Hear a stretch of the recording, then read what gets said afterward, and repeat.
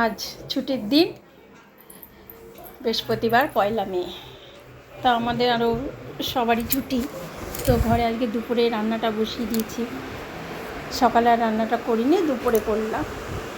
তো বাটা মাছ নিয়ে এসে দেখো, বাটা মাছটা আমি ভাজা বসিয়ে দিয়েছি। তারপরে বাটা মাছ সর্ষে বাটা করব, যেটা কে বলে, আর সর্ষে দিয়েছি, কাঁচা লঙ্কা।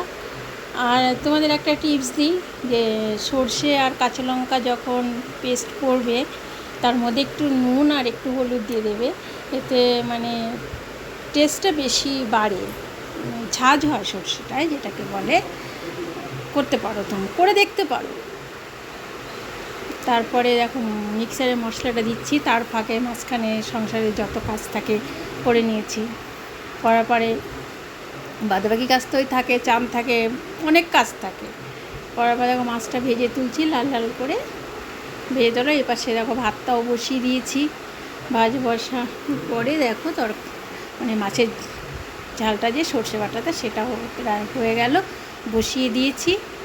সেই জন্য দেখো গাজর ভাজা। টাটা।